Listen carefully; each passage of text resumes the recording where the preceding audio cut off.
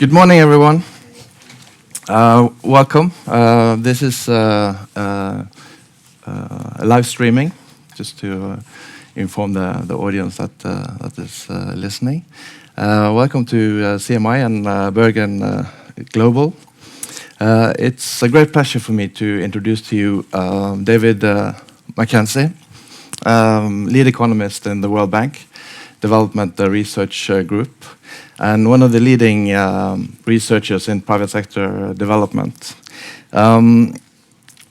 He's been an inspiration to many of us in designing innovative projects that are relevant for policymakers in this field. And he has published more than 100 journal articles in very good journals, and is widely read also by policymakers. And I didn't tell you this when we were talking, but I also worked in the World Bank a decade ago. And then we were going to do a study on female entrepreneurship in Ethiopia. And we designed this study, and I went to my boss and said, we need $1 million to do this study, and some of the ideas was taken from your work, and it was about the credit constraints for women entrepreneurs. And I did a concept note, also highly inspired by your work. And then my boss said, "No, this is so convincing. We don't need a study. Let's do a project. And I was okay, and then he said no less than $50 million. And being a researcher with that challenge was really putting myself in a difficult situation. And then we went through the literature really carefully and tried to design a project that could deliver in this field. And it seems to have been working quite okay. So now they spent $120 million on this project in Ethiopia. And maybe this anecdote is not representative of how projects are being developed in the World Bank, but much of your work is actually very useful to those who are designing these types of projects. So with this introduction, the floor is yours. Thank you. That's very generous. And I should say, although I'm David McKenzie from the World Bank, I especially seen as this is getting streamed, none of this should be construed as official positions of the organization. So I was asked to talk on this sort of rather grandiose topic of what can donors do to support the private sector for job creation. And so Espen asked me to do that, and I thought, you know what shall I say? And so I thought, maybe I should be honest to start with and just say I don't really know.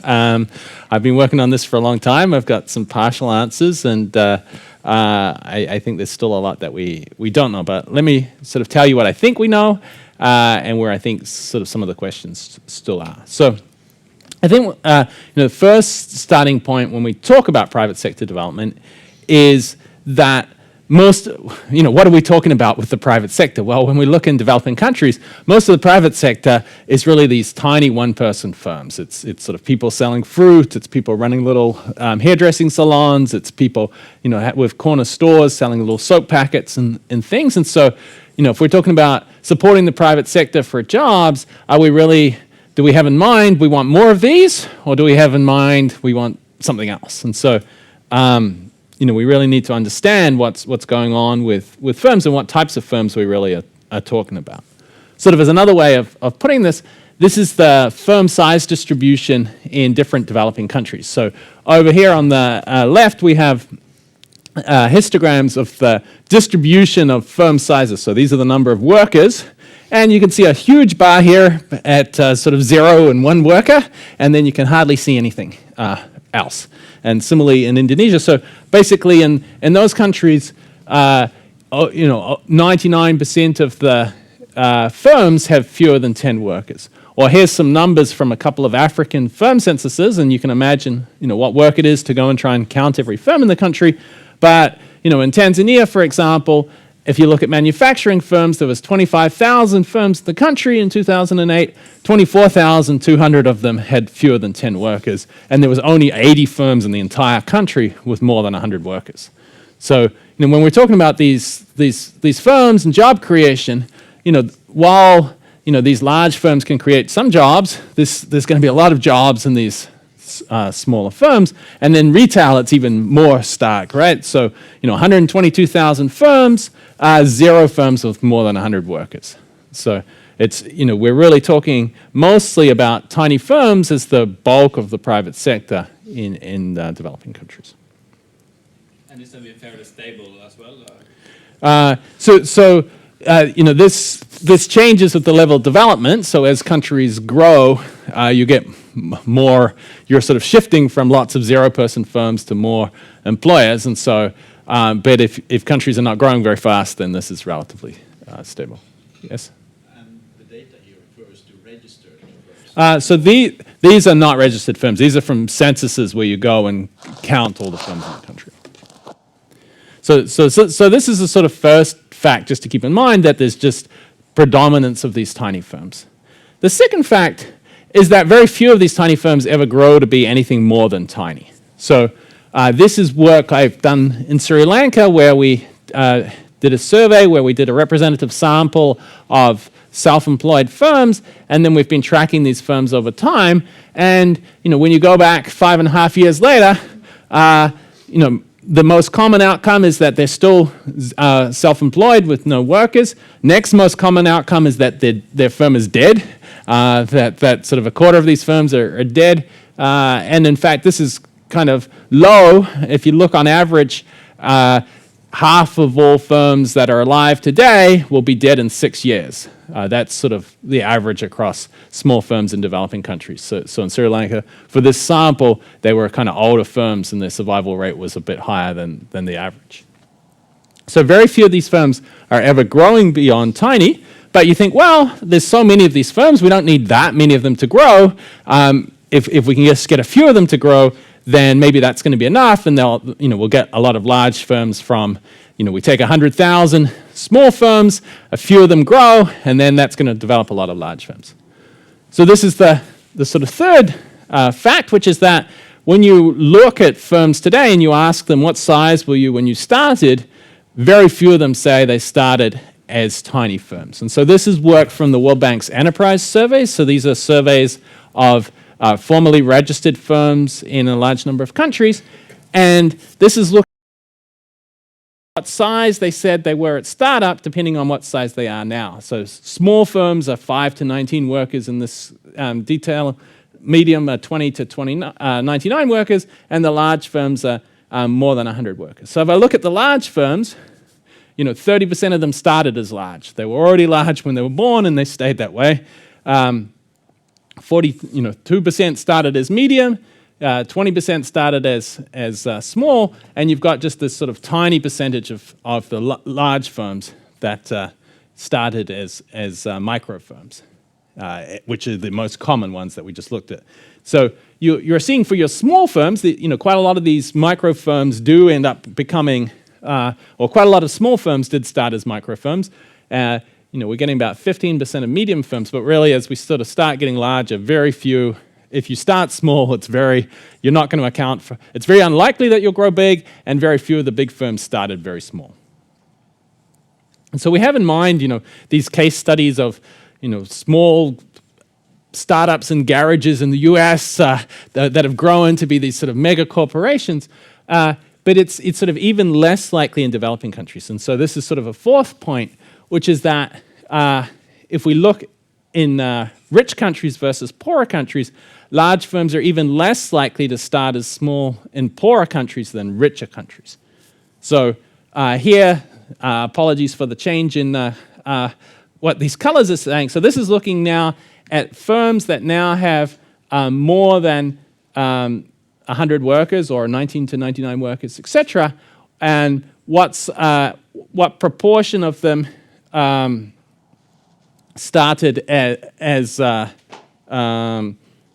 this is looking at what proportion of large firms started as large. Okay, for poor countries, lower middle income, upper income, and high countries, high income countries. And so you can see in poor countries, many more of the firms started already as large. In richer countries, you're getting here that in richer countries, you're getting more of the large firms started as micro. Okay, and so when we look at very poor countries, their large firms are firms that often were ones that the state owned or that were sort of started up as very large, and then they just kind of stayed large. Okay, so given all that, this is our background. Then where should we put our policy efforts? If we're trying to create firms and jobs in developing countries, where should we put our marginal effort? If we have some more money to spend, what should we advise governments to do? And so, so here's my challenge. You've got $5 million to spend. You can do one of the following things. Okay, so you could say, let's give 25,000 microfirms $200 each. Let's just give them grants, $200 each to 25,000 microfirms. Or let's take 100 high growth potential firms and give them $50,000 each. Or let's take one large multinational and give it $5 million in tax incentives and try and get it to set up a plant in our country. Or let's spend it all lobbying the government to try and change some regulations. Okay, so let's have a vote here. Who wants to? You've got your $5 million. Who's in favor of A? No? Oh, one for A. Okay. What about B? Who wants to do B? Okay, we've got quite a few Bs. What about C? Who's in favor of big corporations?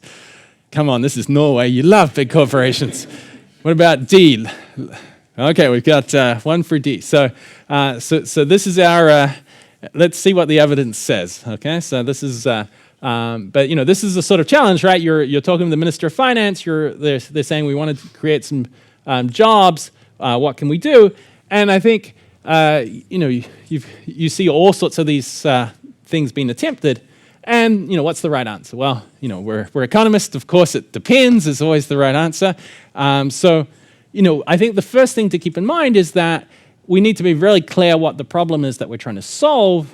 And often the problem is that we're trying to solve multiple problems with one instrument. So I hear, we want to support the poor people in rural areas, especially women, with green climate initiatives, while also solving this problem. What instrument should we use, right? And so and we want to increase productivity dramatically and have some large firms. So this is the wish list, and we need to be clear, okay, what's really the key thing, because different instruments are going to be more effective at solving different outcomes. And so there's going to be these trade-offs in the short run between types of policies which are really targeted at the poor and are going to help poor people earn more money, but perhaps not create a lot of additional new jobs in the economy, just make the people with jobs earn a little bit more, versus jobs that are trying to create more dynamic firms, but maybe are going to be supporting sort of better off people to start with hopefully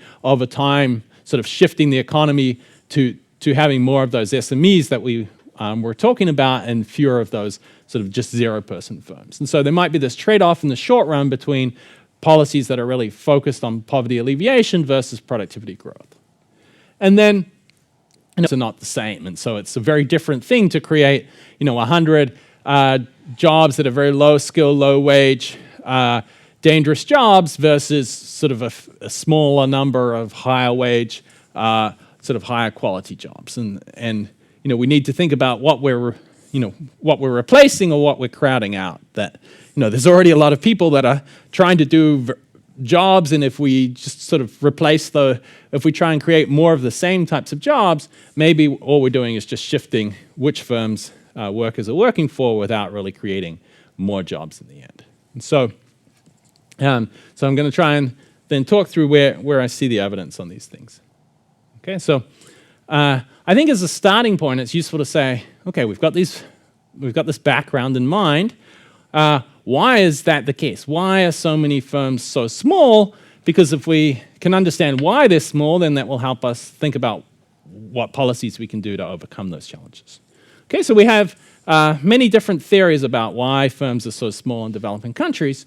And so, let me talk you through some of them. So, the first theory, if you ask firms, why are you small? They often say, I don't have enough money, right? And the answer is, I'm credit constrained, essentially. So, if we think about sort of a standard graph where we have our firm output here, Y, and our firm capital here, we normally think of some sort of production function where, with more capital, I can produce more output. And so the reason that I'm small, the reason that I'm not producing a lot of output is that I just don't have a lot of capital. Okay, so I'm producing here, and if I got more capital, then I would be producing up here. Okay, so this is the implication here, that firms are small because they don't have enough capital. My policy solution would be I just need to get some capital to them, and then they would be bigger. Okay, now, if this is really the case, then what this also would tell me is that if I'm operating here, then the return to a little bit of investing a little bit more in my business should be really high.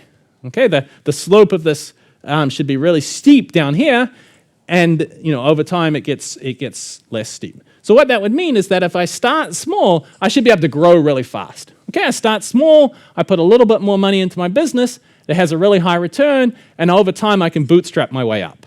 Okay, so starting small should not mean that I stay small in this world.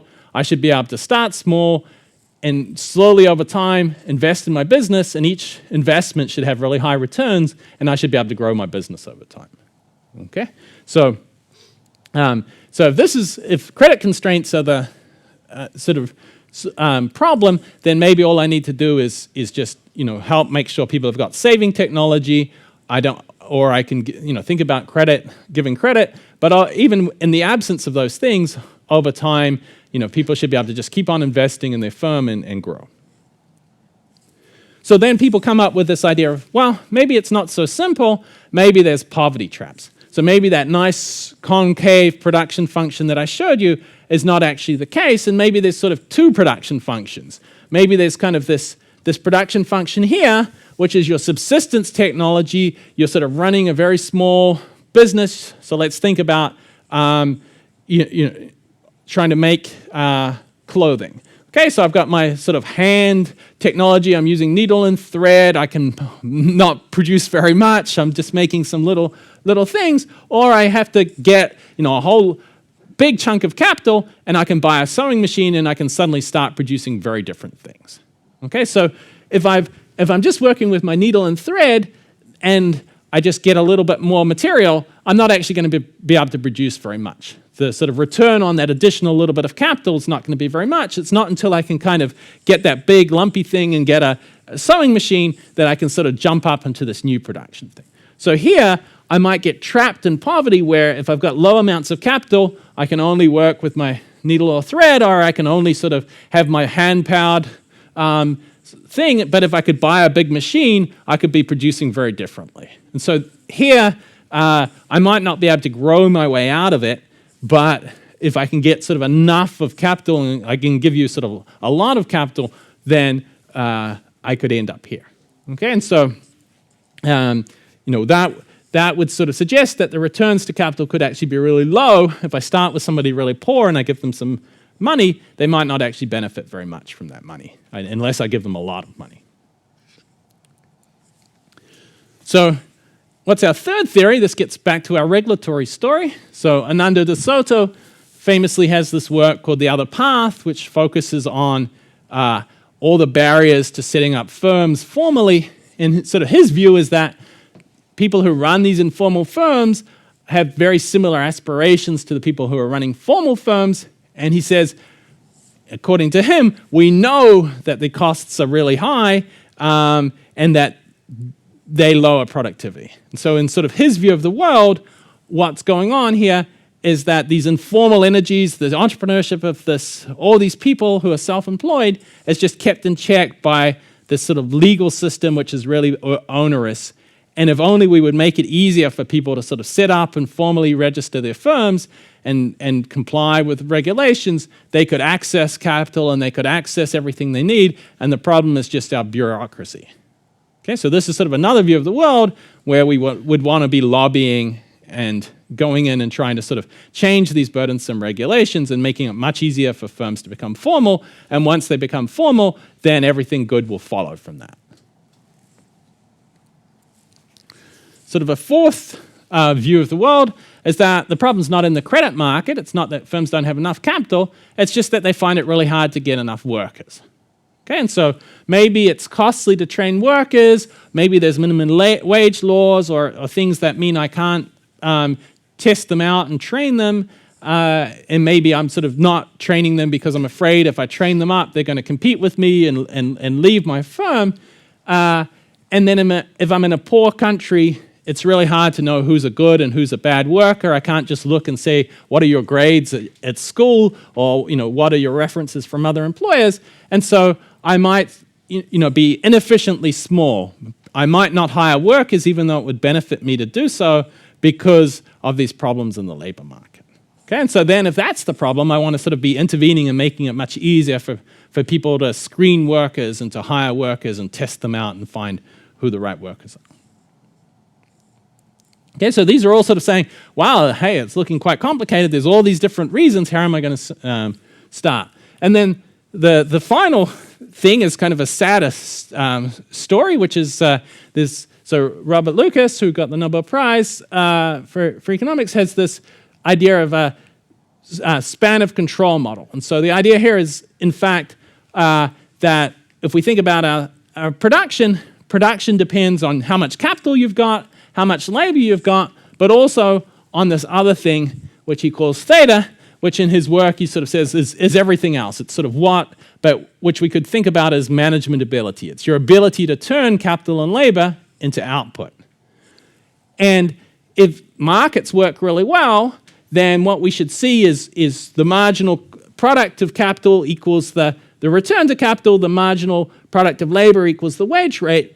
And what you do when you solve these equations is just sort of see that the optimal capital and labor of a firm depends on this theta. So what that means is that if I see a small firm, it's because it's a person who's not very good as an entrepreneur. Okay, so this is, if you're running a small firm, it's because you're a lousy entrepreneur. Okay, so this is a very different view of the world. It's a view which just says there's a lot of people out there that really should not be entrepreneurs. Okay, ideally, they should be wage workers. We should be getting them out of those businesses. We should not be trying to encourage them to be self-employed. And the problem is just that there's not enough jobs in the economy, and so they're having to do these things that they're not really well suited for. Okay, so then our solution here is maybe we don't want to be working with these small firms, or we want to be trying to choose the people with these high thetas, or we want to be trying to change those thetas. So this is where all this sort of business training and management training and things comes in. If we think maybe this theta is not fixed, maybe you can get better at managing a firm. Maybe I can come in and the way you learn that is because you've got parents or teachers or something who can tell you how to keep accounts and how to think about being an entrepreneur. And if you've never grown up learning that, you're going to not be very good as an entrepreneur, but maybe you can learn it. And so that's going to sort of open up a whole other category of programs. Okay, so you now see, okay, that we've got lots of theories to support any type of program we ever want to do, or to support us not doing a program at all. So what's the evidence going to show us? Okay, so what do we know? So first thing is small grants. And so this was sort of how I got my start on this, was to sort of start by looking at the evidence for these poverty traps and for these capital constraints. And we thought the easiest thing to do would be to say, what happens if we just go and randomly choose some of these small firms and give them some money? Okay, so it doesn't sound so crazy now. It sounded kind of crazy when we did this back in 2007, 2008, or 2005, I should say. The first one, so we did grant experiments in Sri Lanka, Mexico, and Ghana. So we took a bunch of very small firms. So here's my person who's hand making cloth, or here's my person running a little grocery store, and we said we're just going to randomly choose some of them, give them $100 or $200, and then follow them over time and see what happens. And so What happened? Well, this is my data from Sri Lanka. And so up the top here is, and I randomly gave a treatment group some capital and a control group not. Okay, and the dark ones here are the treatment group, the light ones are the control group, and these are the men. Okay, and so what we see is we give them some capital, and over time, you're seeing that the ones that I gave capital to are earning more per month, even up to sort of 5.5, 6 years later, than the ones that I didn't give capital to. Okay, amongst the men. You can see that the dark dots are always above the light dots. Whereas when I gave it to women, there was actually no difference between the control and the treatment group. So these women were sort of earning less to begin with, and when I gave them money, it didn't help them at all. And so there was this really high return to capital for these male business owners, that an additional $100 resulted in $8 to $12 more per month in income, even 5 years later. Okay, really high monthly return, right? You're getting a return of sort of 5 to 8% per month. If we could get those returns, we would be delighted, right? With our pensions or savings, really high returns to capital for them. Their firms were more likely to survive, so we're making poor people better off, but we're not creating any more jobs for other people. Okay, after the only sort of job effect here is that there's a survival effect, that they're more likely to be employed themselves, but then they're not hiring anyone else. They're staying small, as I showed you before. And when I gave the money to women, I wasn't even making them better off in terms of longer-term incomes. So this was grants. When we look at things that give loans, microfinance loans have had even less success at growing firms. There's sort of a whole lot of studies now of microfinance and sort of found standard microfinance loans really have no impact on either business profitability or certainly on job creation. So if our sort of goal is creating jobs or making the jobs of poor people better, some small grants targeted to the right types of people can matter. And I should say sort of targeting is important here. I say here, especially high ability poor people. So, this is the sort of screening here.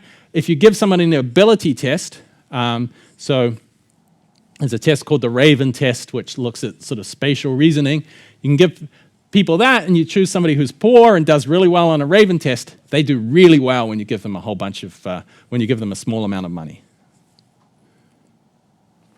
So what about training? So, this Theta that I talked about. So, the first sort of thing to note here is that the business... Oh, yeah, sure. So, do you know how they invested these $100?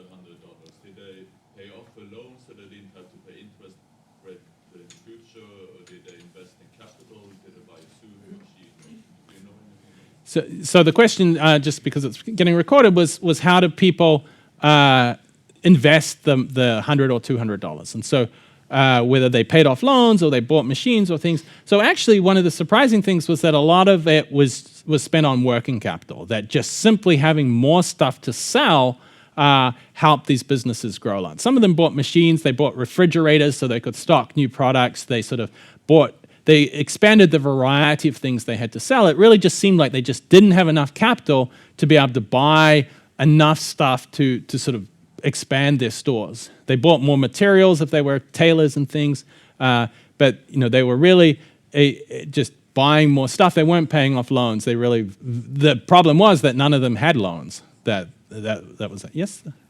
What was the difference in entrepreneurship or companies between women and men?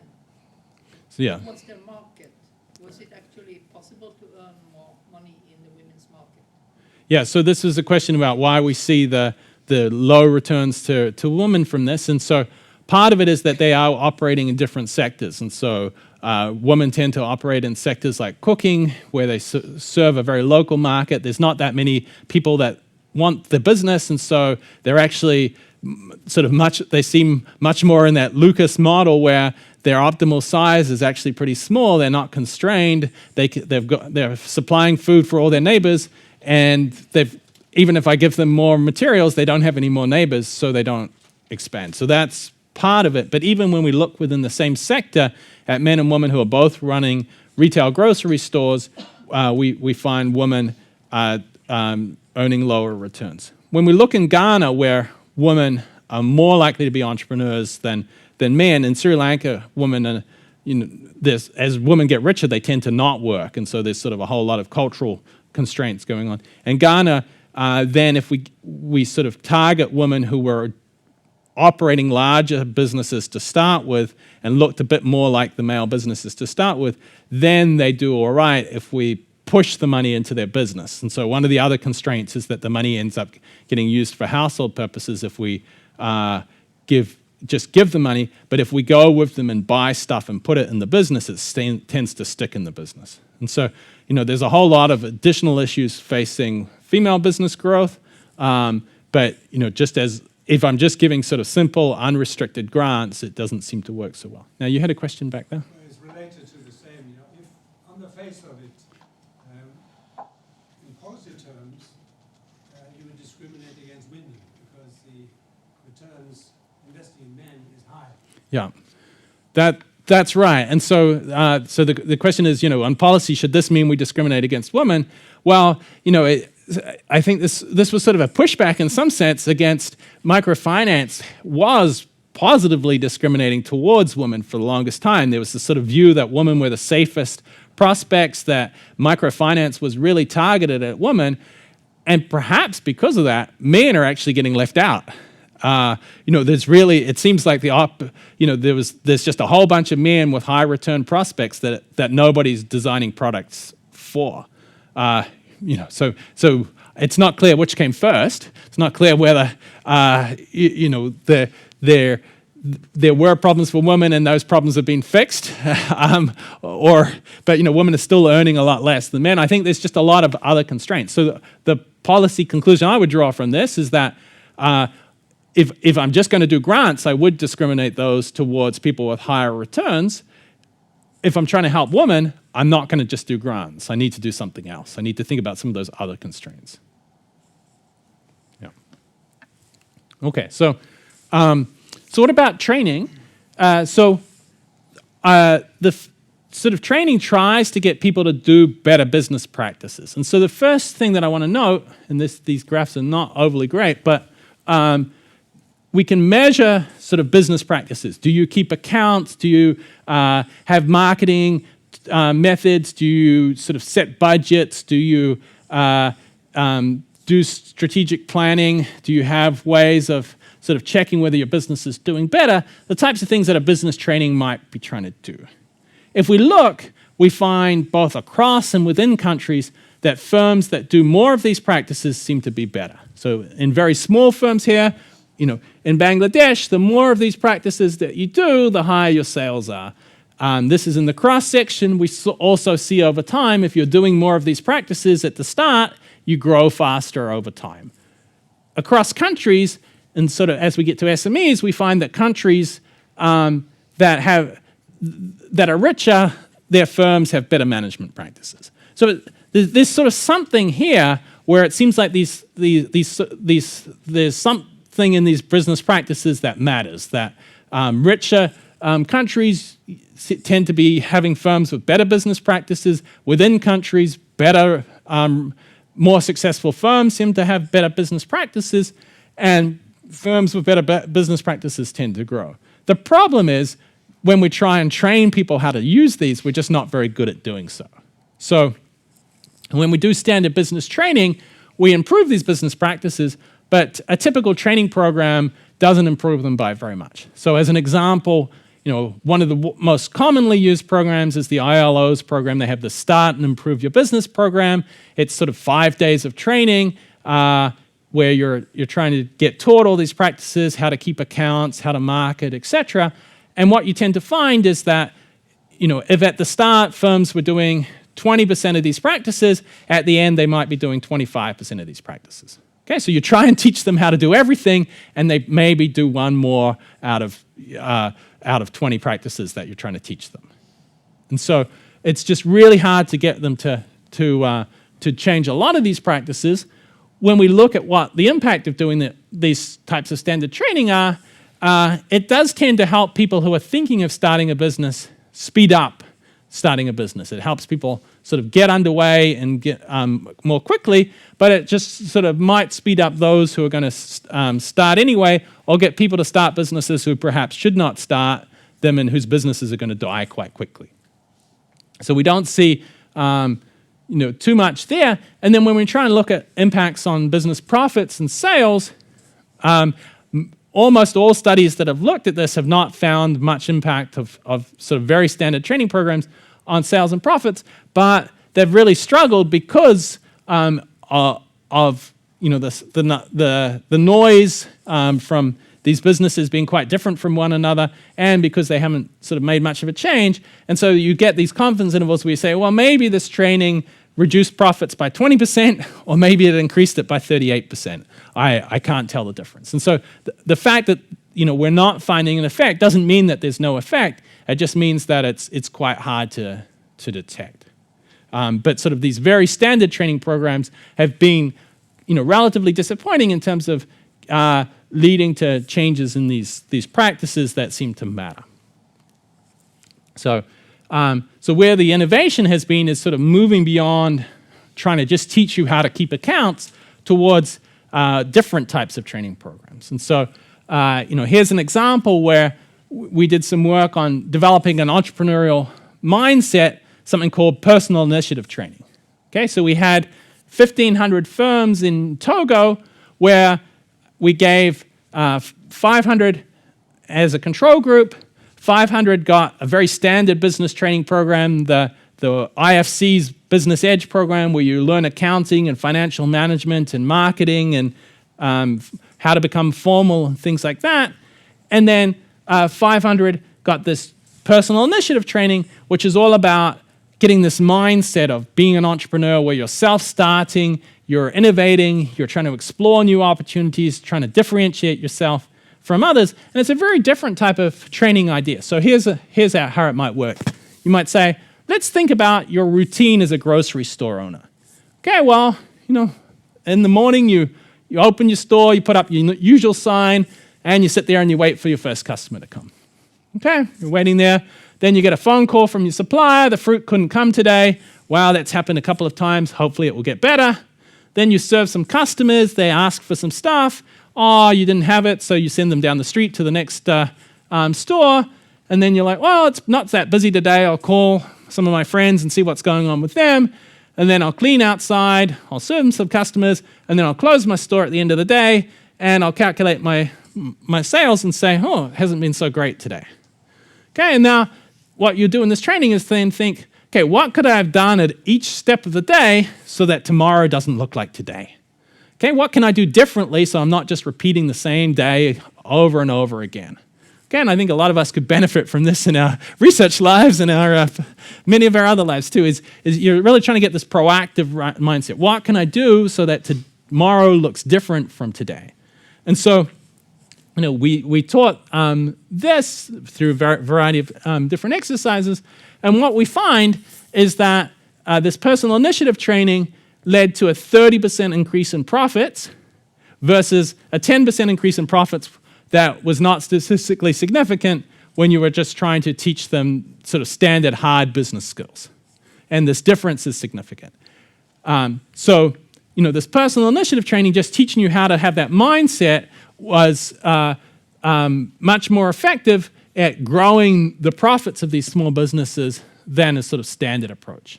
Not only that, but it was very effective for women as well. In fact, women got a 40% increase in profits from doing this. So this is something where, getting women to do something different, this gets back to the sort of sector, not just do the same as every woman around them, but have a different mindset was very effective. But on the other hand, if my outcome was jobs, these small businesses grew their profits, but they're still not getting to a size where they're going to hire a lot of other workers. Maybe 1 in 20 of them might hire an additional worker. So it's not having very much employment impact, even though it's having a profits impact. Yeah? I was interested in how much longer, or how does the time period differ from the traditional business training for the personal initiative training? Yeah, so both of these training were identical in terms of hours and in terms of cost. And so each one of them here cost $750 per firm that got trained. They got 36 hours of training and then some follow-up one-on-one mentoring visits for a couple of months afterwards. And so we calculate that it would pay for itself within a year in terms of the additional profits these firms were getting. So the return on it was reasonable in that regard. So how long after did you?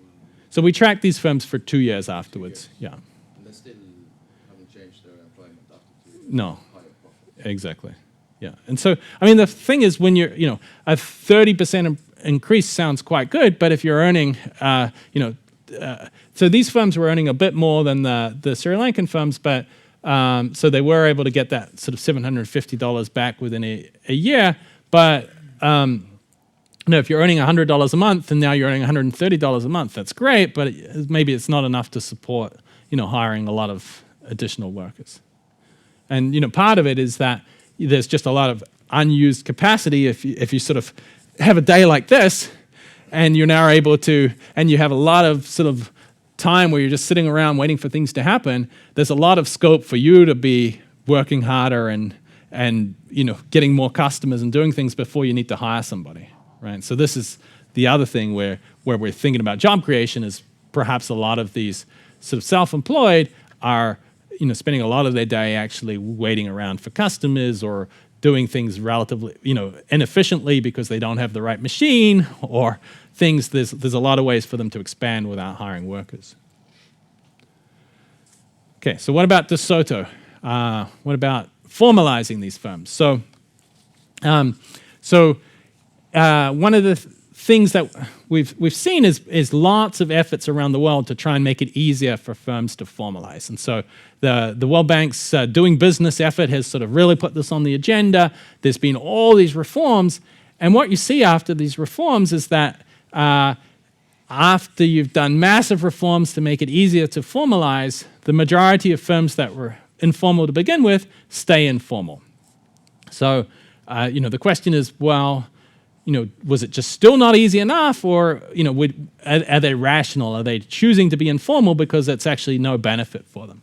So we thought in Sri Lanka, let's see how much we have to pay you to get you to formalize. So we went to firms that were informal, and we started offering them more and more money to see if we could get them to become formal. And then once they became formal, we could then measure, does formalization help those firms?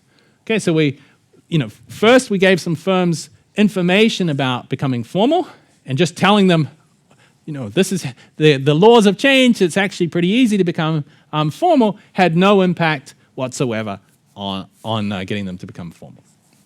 Then we offered them 10,000 rupees, which was about $100 at the time, and we got 20% of them to become formal. We offered them 20,000 rupees, and it was still about the same. And then we offered them 40,000 rupees, and we got almost half of them became formal. Now, the other half, we went up to 80,000. They had land issues or some other regulatory issues. So it's not that no regulations don't matter. There were sort of some other things that sort of stopped them. But, we got a bunch of them to become formal, and then we could track them for a couple of years afterwards and say, did becoming formal actually help these firms? And so overall, almost all the firms that we got to become formal had no change in their profits compared to firms that we didn't help at all. So this here is a cumulative probability distribution, a CDF, where here this is saying the bottom 20% of firms earn profits in this range here, the bottom 40% of firms earn profits in this range here, and we're comparing these distributions for treatment and control. And what you see is, if I go all the way up past the 80th, past the 90th, up to about the 97th percentile, the distribution of profits is exactly the same for the treatment and control groups, for those that I helped formalize and those who I didn't. There's a tiny number of firms right at the top whose profits jump up dramatically when they formalize. There's a few firms who, once they became formal, were able to, for example, a vehicle repair firm, once we formalized them, they were able to get contracts with insurance companies and then sort of start doing insurance claims, and suddenly, they could really expand their business dramatically.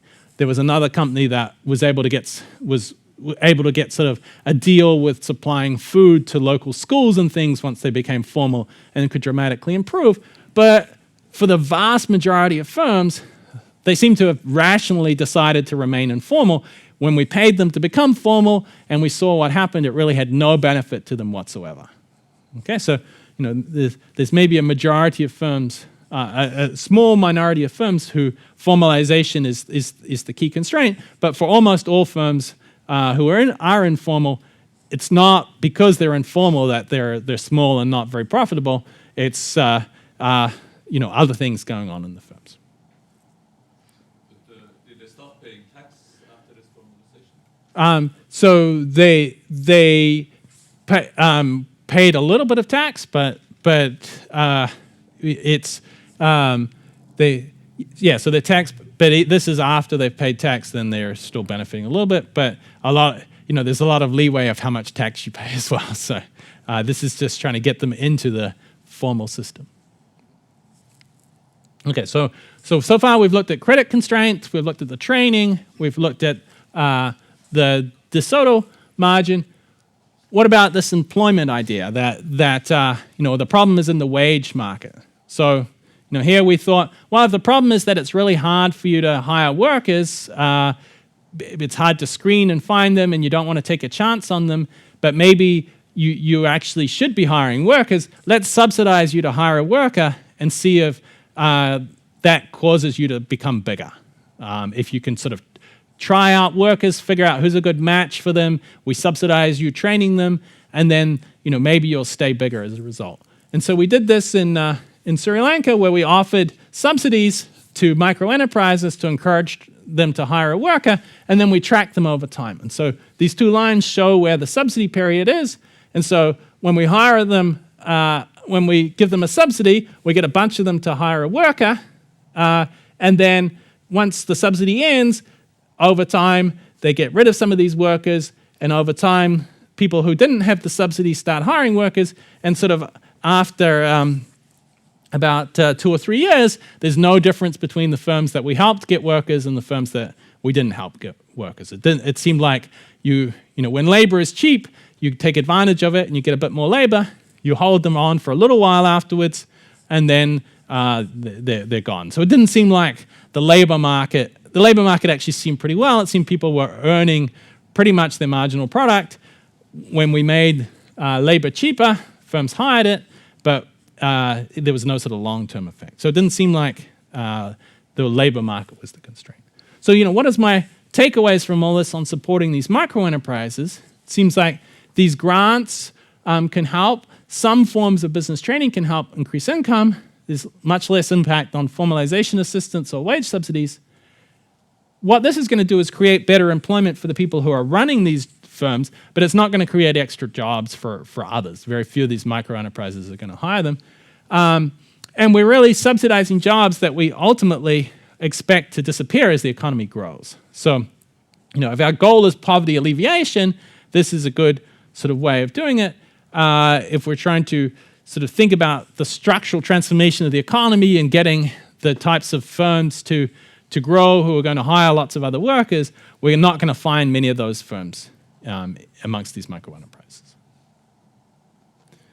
Okay, so then, that raises the point of what should we do then? What about supporting higher growth startups and SMEs?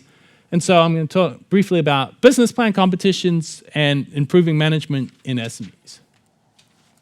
So, so here's a study I did in Nigeria on what was called the world's largest business plan competition. So it gave 1,200 prizes of up to 10 million naira, which was $64,000 each. So the average winner here got $50,000.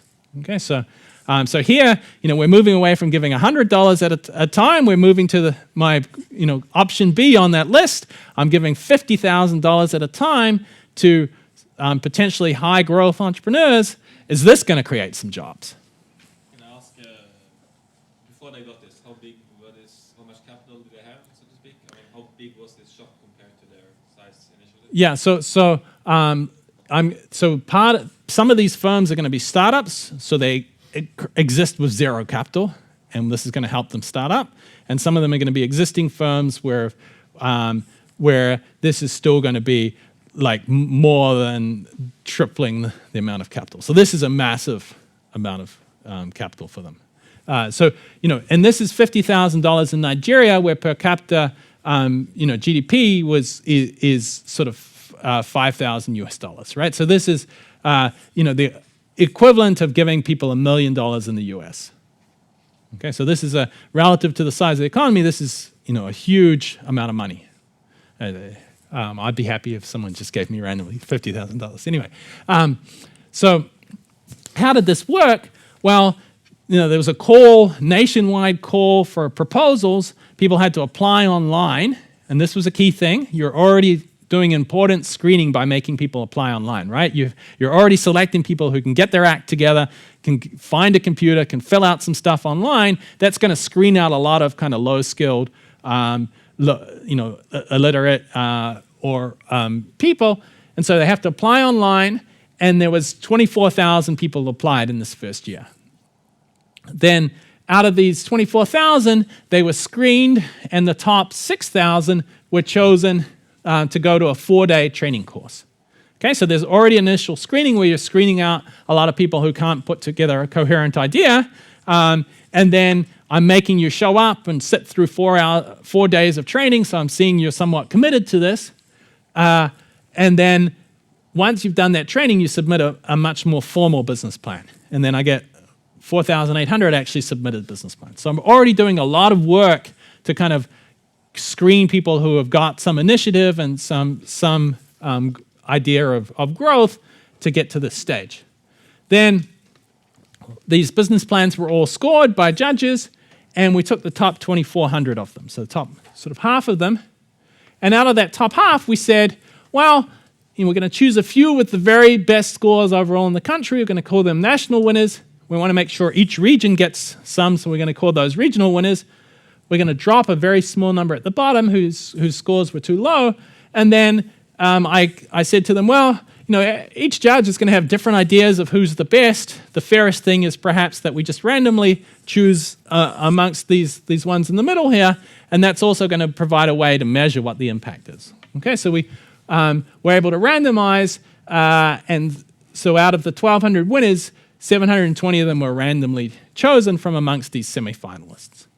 And then we have a control group as well. So this gives us quite a big sample where I can learn and I can track these firms and say, does giving all this money help? Okay, so half of them were new applicants and about half of them had existing businesses. So if you were a new applicant and I gave you money, then a year later, you were more likely to have started a business. But you can see, even if I didn't give you money, 50% of them had started a business in this next year. This competition was attracting people and selecting the types of people who already were quite gung-ho and really wanted to start businesses. But, and then, after 2 years and 3 years, almost everyone that I gave $50,000 to start a business had started a business. Perhaps not that surprising, but these businesses were surviving as well. Okay, so you're getting them to start businesses that otherwise were not going to get started. And then, what does this do for employment? One of the easiest ways of looking at this is that margin of, do you have 10 or more workers? So remember those graphs I showed you at the very start where I said this was incredibly rare, that, 99, so in Nigeria, 99.7% of all the firms in the country have fewer than 10 workers. You can see this competition's attracting kind of really rare people then, even without getting the money. 20% of them who were existing firms were going to have more than 10 workers. And then when I give you that money, in the first year, you're getting a bit of growth, and then in the second and third year, we're now getting kind of about a doubling of that number of firms with more than 10 workers. So we're getting, creating a bunch more of these SMEs that otherwise are very rare in the country. And then these new firms, starting from scratch, we're getting firms that that also can grow quite rapidly to get more than 10 workers. So, creating a bunch of jobs, but it's quite costly to create these jobs. So in the first year, I estimate these 1,200 winners created 2,500 jobs. In the second year, 6,800 jobs. In the third year, they had 7,000 jobs. And then in the fourth year, when the economy was in recession, there's 4,200 jobs. So if I aggregate those all, that $60 million created cost $2,287 per job year created over those first 5 years. Now, by way of comparison, in the US, the US Stimulus Act for creating jobs during the financial crisis, it was estimated cost about $120,000 per job year. It's really expensive for government policies to create jobs.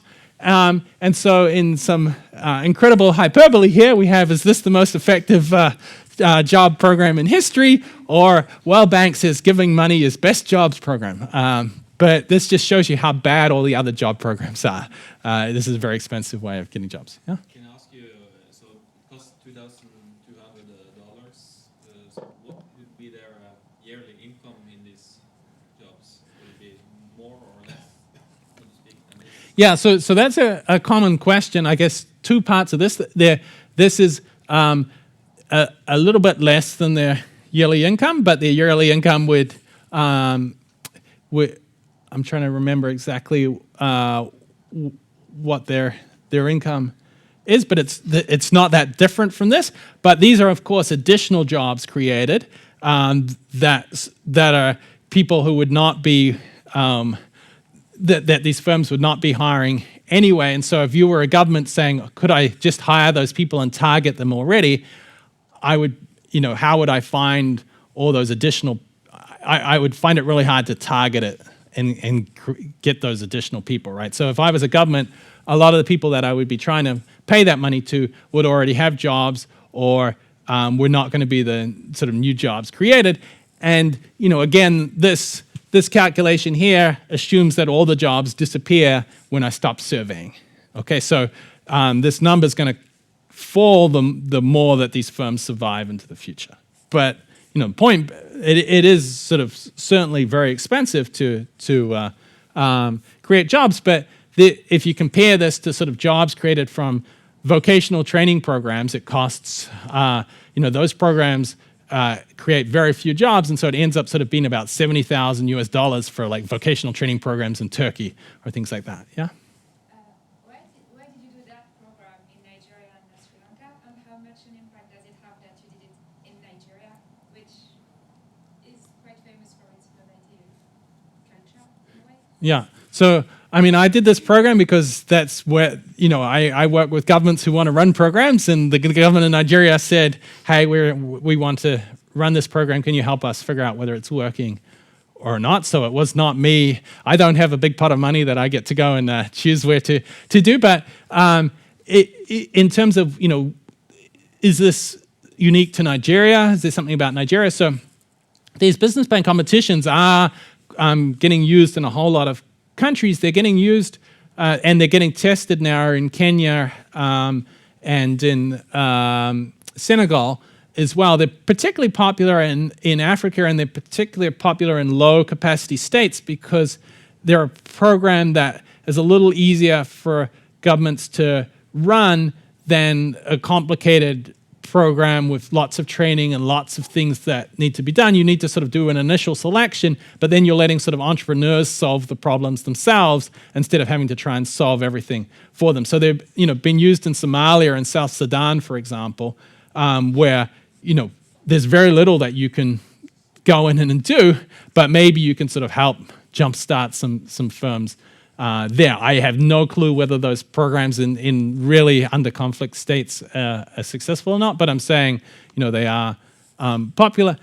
And whether the other reason for being able to do this in Nigeria is just to be able to have enough scale to measure the impacts of this. You need to sort of, Nigeria is a big country, it's an expensive program, and there are a lot of entrepreneurs there. So when they've been done in other countries, you're maybe only choosing 100 winners, and then it's really hard to measure the effects. And so from what we have, there's sort of, it doesn't seem like Nigeria is particularly unique in some of these things, but it's unique in its scale and its ability to fund this. Yeah? But you're assuming here that, so these are jobs created in those businesses, but you're then assuming there is no crowding out of other businesses. Yeah, so that's an important point with a lot of these programs so what this is doing is measuring direct jobs, saying how much do these firms create relative to other firms who were not given this assistance. Now the concern might be, well, they're just hiring away workers or stealing sales that these other firms would have otherwise got. We're crowding out some of the other job creations. So one of the things we looked at closely here was what are these firms doing? And it seems like they're innovating and they're creating new product categories and things. And so that gives us some confidence that it's not just crowd out. We ask kind of who the competitors are. We look around them in the neighborhoods. But it is very hard to measure, and we're sensitive to that. The other thing is it's not also measuring indirect jobs where there's multiplier effects from them hiring workers who spend money on the other economy and things. My sense is that in this program, those two effects kind of wash each other out. That there's a little bit of crowd out, a little bit of indirect stuff, and those things are perhaps sort of similar in magnitude, but I'm hand-waving a lot when I say that, so yeah. Yeah, that was also what I wanted to comment, but I also wonder that the profits of the entrepreneurs, I guess, also rose, so that the net benefit wasn't just the jobs, but... No, exactly. So this is the jobs are only one benefit. The profits of these entrepreneurs rose, so those entrepreneurs are better off. They're introducing more varieties into the market, so consumers are better off as well. So, if I wanted to do a social welfare calculation, there's many more things that should go into it than just these jobs. But if I'm sort of taking this very much jobs lens, then that's it. And so, I think so this type of the other thing with this is just. This is suggesting that there are a bunch of people out there who have what it takes to create these much larger firms. They were not, and that with a bit of capital they can do it. Now, whether giving grants is the best way of funding that, or whether you can think of sort of ways that are more self-sustaining in terms of getting, things that look a bit more like loan finance or look a bit more like equity finance with royalties, payments if they're successful, or things so that the government's getting some of the money back and can sustain it would lower the cost of these types of programs. And I think that's an area for experimentation. But I think the key thing here is that, it's not that we're in this Lucas model of the world where everybody running a small firm is just lousy. There are a bunch of people out there who really could run a lot bigger firms than they are running, or could start firms that are quite big and are just not doing so because they don't have capital. So I think that's kind of an important point from this. Yeah, I'm wondering, and I think you talked about that those selection effects previously, that you're not comparing them.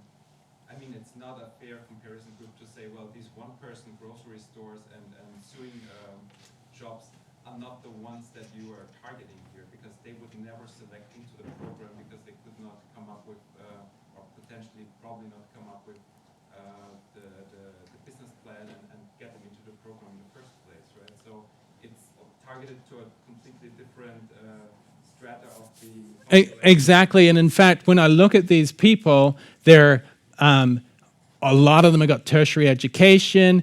Some of them have worked abroad. They're, come from relatively well-off households. And so this is where I said there's sort of this trade-off between poverty alleviation and sort of productivity growth, structural change is, this program, the Nigerian government did a review of sort of different programs, and they said, this is great, but it's sort of seen as quite an elitist program. And, you're not getting poor rural youth setting up, very innovative entrepreneurial jobs. And so this is precisely sort of the point is you sort of want different programs for targeting different goals. And I think here, you are. Now, the people that they hire tend to be, poorer than the people, than themselves. And so the jobs that they're creating are sort of creating some jobs but they're creating jobs in urban areas, not in sort of poor rural areas. And so that's, again, But there's urban jobs problems in a lot of Africa, and so creating jobs in these urban areas is a good thing as well. But this is where it is sensitive from a policy area, because and I should say, when we're trying to look at selection, it's conditional on getting through these first rounds. The judges really had no power for detecting who was going to be better or who was going to be worse. We tried a whole lot of machine learning approaches to try and predict it, which were not very successful. The best thing and the worst thing for policy is that the people who seemed to be most successful were men in their 30s who were really smart. So, this was, the worst sort of thing I can go and say, yeah, we should, give more smart young men some money. This is great policy, but that's who were, again, and sort of relatively well-off people as well. So these are not the things that we typically want to be using for targeting for equity or poverty alleviation or things, but in terms of who's going to start businesses that create a bunch of jobs, we might be targeting different people from who's constrained and we want to overcome issues for. Yeah, sorry. One more question. Yeah. If you go back to the little bit before, when they started applying for the grants, how Yeah. was gender difference or male, female, and to the top? And Yeah. was it coded so that they couldn't see if it was a man or a woman who applied? Yeah. So here out of the 24,000 applicants, only 18% were women.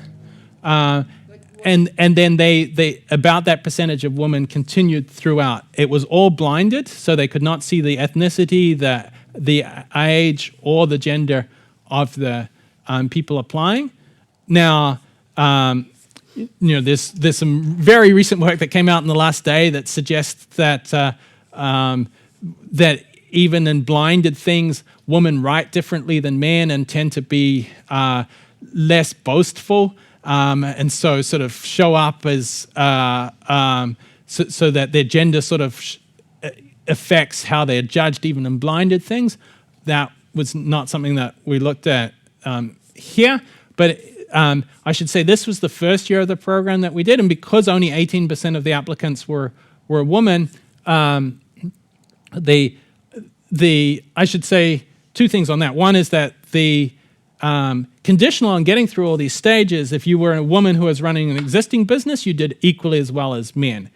If you were a startup, then being a woman who was trying to start up businesses, they tended to, if you were not getting the money, you didn't do as well as the man who got through to that stage. If you got the money, the sort of marginal gain you got was just as much for women as men. So this is, when I was saying, targeting high growth, it's just the men were going to be sort of on a faster trajectory. This is sort of helping the women catch up a little bit in terms of starting, but not in terms of employment. So that's the first thing. The second thing is, because of this, the government ran a women's only competition the second year where they got 65,000 people apply, so 3 times as many, but we weren't able to evaluate that year, so I don't know how that went. And then the third year, they got 125,000 people apply. So this program became quite popular, but I can only tell you about the applicants from the first year of the program, who we tracked for 5 years afterwards. Okay.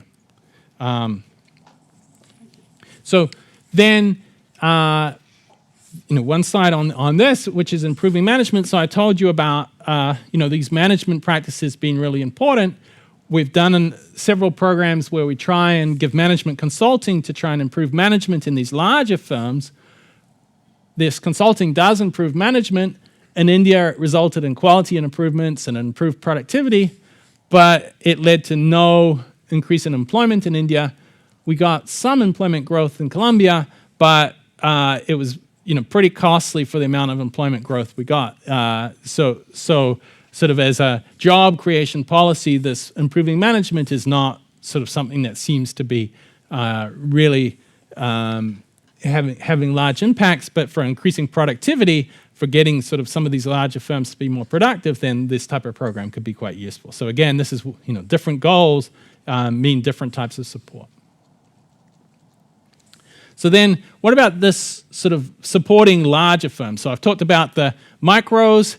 option A. I've talked about the option B, giving smaller amounts, larger amounts to a smaller number of firms. Here's option C. Should we just support really one or two really large firms with tax incentives or free trade zones or R&D? So there's a whole bunch of these programs, and the idea here is that maybe these large firms can generate many jobs at once. They can help improve productivity, industrial capacity. They might have all these spillovers on the rest of the economy through value chains and things. The evidence here is incredibly limited, and this is not something that I have done a lot of work on. When we sort of look, one of the areas where there's been sort of a lot of work has been on export processing zones and sort of trying to set up those. And the systematic review of 59 studies said they have had no impact on additional employment there. So, this is not to say that a tax subsidy of $5 million for one firm may not be useful in some cases, and people can always point to their perfect case study of, Intel setting up in Costa Rica or some maybe you've got more than one example. There's just not a lot of evidence that I know out there that sort of says that this has created a lot of jobs, but it's also a much harder area to research because you're sort of helping one firm, and getting counterfactuals is really tricky. And so I think this is sort of an area where we still need a lot more evidence using different approaches. And then what about lobbying for regulatory reform efforts? I think one of the areas that's coming up a lot recently, both in developed and developing countries, is the importance of competition policy here. And here the main impacts may be these indirect effects. The welfare may be increasing not through these job impacts, but through lowering prices. And so, there's this interesting study which looks at foreign supermarket entry in Mexico and finds that the big gains actually come from them lowering prices. And so the average household in the area where these supermarkets enter gains the equivalent of 6% of their income from lower prices. So, when you think about the number of people affected, these are really large gains. If you can sort of get a whole range of people getting 6% higher income because of sort of more variety and lower prices, and they find sort of little impact on employment. On average, these supermarkets hire some people, they crowd out some of the small grocery stores who close down. So some people lose jobs, some people gain jobs. On average, there's very little going on in jobs, but they're having a big impact on welfare through these sort of indirect channels. And this is something where a lot of countries have got these restrictions on sort of foreign entry. India is sort of famous for this, for sort of preventing these large chains coming in, and where there could be big gains, but not in terms of jobs so much, but in terms of some of these other channels here. What's much less clear is whether, as a donor, your money is well spent lobbying for these changes. It's not clear how effective different efforts to try and push this is. Lots of countries have been told for years you should allow more competition, you should allow more multinationals to enter, and they have ignored that advice for political reasons for many years. It's not clear that your additional money as a donor is going to change those minds. And so I think these are worthy efforts, and where countries are interested in doing these reforms, we should be sort of trying to support them, but it's not clear that lobbying is going to be particularly powerful. Okay, so when we come back then, I don't know if your minds have changed at all about this. Okay, if we had our 5 million, has anybody, and we want to spend it, we're going to get different outcomes, right? So if we spend it here, we're going to increase incomes for poor people. We're not going to create a lot more jobs, but we're going to make some poor people better off.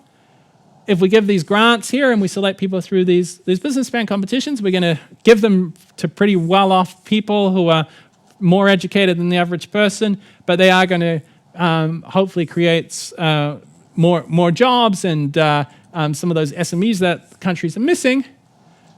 If we do this, it's really going to be very context-specific, and we really don't have much evidence to support it.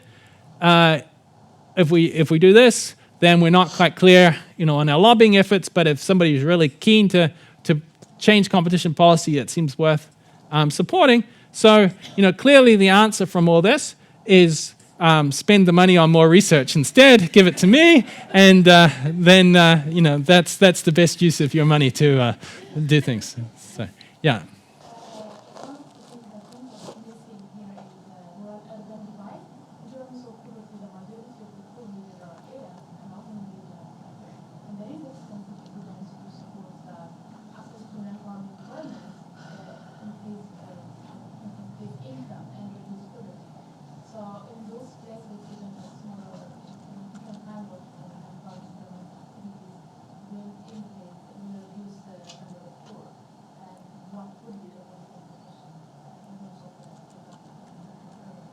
Yeah, no, that's certainly a good point. I have not done a lot of work in rural areas. Although some of this training work has been with rural women in Kenya.